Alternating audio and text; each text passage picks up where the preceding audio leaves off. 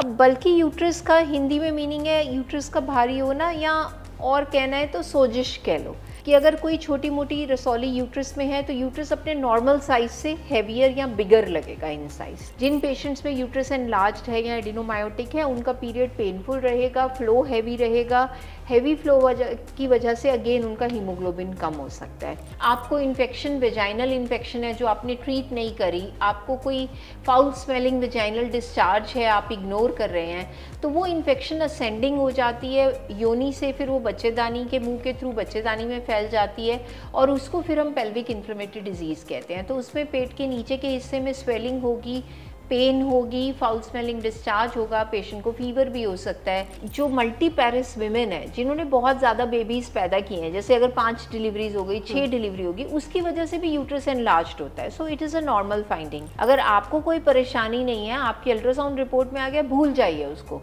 हाँ, अगर आपको कोई सिम्टम है, पीरियड रिलेटेड कोई परेशानी है, तो ऑफकोर्स आपको डॉक्टर को दिखाना है। सेहतनामा देख रहे सभी दर्शकों का स्वागत। सेहतनामा को सब्सक्राइब ज़रूर करिए अगर अभी तक सब्सक्राइब नहीं किया है, और सेहतनामा क्लिप्स भी आप देख सकते हैं। हमारे इन वीडियोस के छोटे छोटे क्लिप्स आप हमारे दूसरे चैनल में देख सकते हैं, डिस्क्रिप्शन में उसका भी लिंक दिया हुआ है। और आज बात करेंगे बल्कि यूट्रस, यानी बच्चेदानी का भारी होना। क्या ये कोई बीमारी है? इलाज क्या है इसका? डॉक्टर सीमा हमारे साथ हैं, उनसे जानने की कोशिश करते हैं।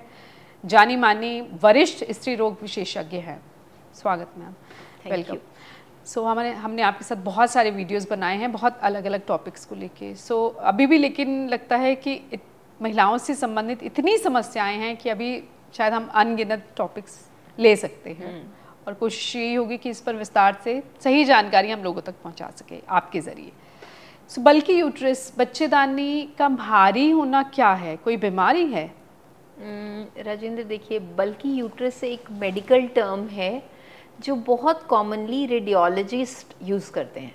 ये पेशेंट को स्वयं तो नहीं पता चलता कि यूट्रस बल्कि है, लेकिन पर कोई सिम्टम्स आते होंगे जिसके साथ देखिए, पेशेंट जाते रूटीन होंगे। में जब पेशेंट अपना अल्ट्रासाउंड कराने जाता है ना, तो बहुत बार जो अल्ट्रासोनोलॉजिस्ट हैं वो यूट्रस का साइज़ जब नॉर्मल से हैवी बिगर होता है तो उसको बल्कि यूट्रस लिख देते हैं। अब बल्कि यूट्रस का हिंदी में मीनिंग है यूट्रस का भारी होना, या और कहना है तो सोजिश कह लो, कि बच्चेदानी में जब सोजिश होती है तो उसको डिस्क्राइब किया जाता है मेडिकल टर्म में एज अ बल्कि यूट्रस। अब ये जो बल्कि है ये बहुत कारणों से हो सकता है। ये फाइब्रॉइड की वजह से हो सकता है, रसौली की वजह से, कि अगर कोई छोटी मोटी रसौली यूट्रस में है तो यूट्रस अपने नॉर्मल साइज से हैवियर या बिगर लगेगा इन साइज। अगर रसौली 8-10 सेंटीमीटर की है तो उसको अलग से डिस्क्राइब कर दिया जाता है, बट अगर छोटी होती है और ओवरऑल यूट्रस को बड़ा कर रही है तो उसको हम बल्कि या एनलार्ज यूट्रस कह देते हैं। सेकेंड रीज़न, फर्स्ट हमने कर लिया फाइब्रॉइड है, सेकेंड एक मेडिकल कंडीशन है जिसको कहते हैं एडिनोमायोसिस।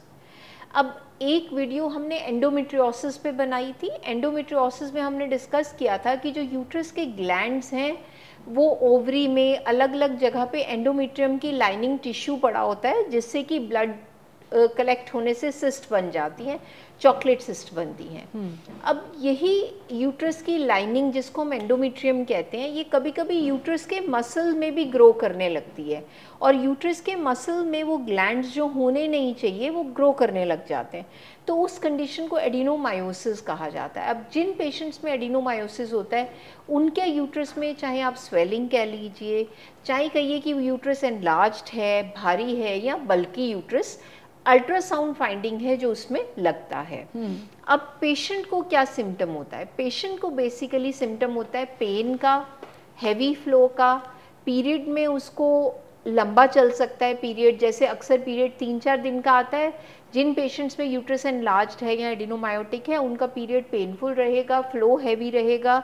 हैवी फ्लो की वजह से अगेन उनका हीमोग्लोबिन कम हो सकता है। And these patients also have chronic pelvic pain. What is chronic pelvic pain?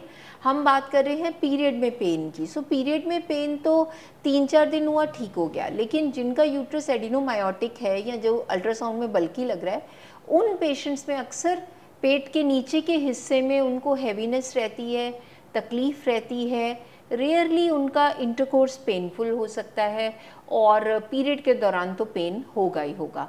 और कई बार पीरियड शुरू होने से 3-4 दिन पहले वो डिस्कम्फर्ट, पेन, पेल्विक कंजेशन शुरू हो जाती है और पीरियड ठीक होने के बाद भी 3-4 दिन चलती रहती है।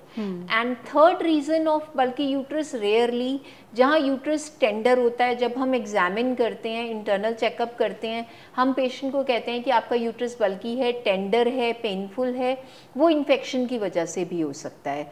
रेयरली, दो it is not a common cause, but हाँ अगर बच्चेदानी में कोई इन्फेक्शन है बहुत ज़्यादा, जिसको हम पेल्विक इन्फ्लेमेटरी डिजीज़ या PID कहते हैं, उसके अंदर भी यूट्रस एनलार्ज्ड और bulky and tender and painful feel होता है। तो PID की वजह क्या होती है? सूजन या इन्फेक्शन की क्या वजह होती है यूट्रस में? इन्फेक्शन की वजह है बैक्टीरिया। कोई भी, जैसे सपोज किसी ने कोई फॉरेन बॉडी यूट्रस में रखी है, कई बार टेम्पून यूज़ करते हैं मेंसेस में और भूल जाते हैं, या फिर आपको कोई भी असेंडिंग इन्फेक्शन हो गई, मल्टीपल सेक्सुअल पार्टनर्स हैं, आपको इन्फेक्शन, वेजाइनल इन्फेक्शन है जो आपने ट्रीट नहीं करी, आपको कोई फाउल स्मेलिंग वेजाइनल डिस्चार्ज है, आप इग्नोर कर रहे हैं, तो वो इन्फेक्शन असेंडिंग हो जाती है योनि से, फिर वो बच्चेदानी के मुंह के थ्रू बच्चेदानी में फैल जाती है और उसको फिर हम पेल्विक इन्फ्लेमेटरी डिजीज़ कहते हैं। तो उसमें पेट के नीचे के हिस्से में स्वेलिंग होगी, पेन होगी, फाउल स्मेलिंग डिस्चार्ज होगा, पेशेंट को फीवर भी हो सकता है, इंटरकोर्स बहुत पेनफुल हो सकता है। सो ये सारे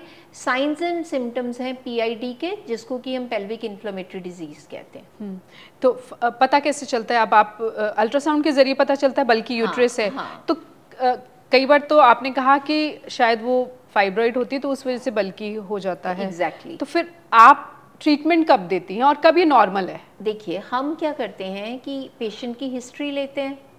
अगर मेरे पेशेंट को सिम्टम्स हैं, पीरियड हैवी चल रहा है, बहुत पेनफुल हो रहा है, क्रॉनिक पेल्विक पेन है, इंटरकोर्स में परेशानी है, फिर मैं इंटरनल एग्जामिनेशन करूँगी।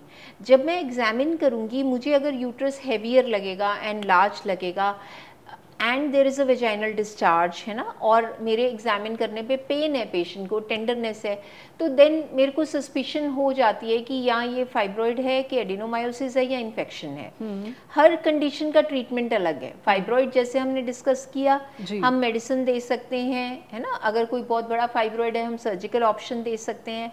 Second is adenomyosis. एडिनोमायोसिस में मेडिकल ट्रीटमेंट बहुत बढ़िया काम करता है। उसमें हम बर्थ कंट्रोल पिल्स यूज़ कर लेते हैं, उससे पेशेंट का पेन और ब्लीडिंग कम हो जाता है। हम मायरीना इंसर्ट कर देते हैं जो 5 साल के लिए पेशेंट को पेन फ्री कर देती है। उसमें पेशेंट को 1-2 महीने तो पहले एडजस्ट होने में लगता है, लेकिन उसके बाद पेन भी कम हो जाती है, ब्लड फ्लो भी कम हो जाता है। तो एडिनोमायोसिस के लिए मायरीना, जो कि एक इंट्रायूट्राइन डिवाइस है, is very very effective. Pain, bleeding सब कुछ कम करता है।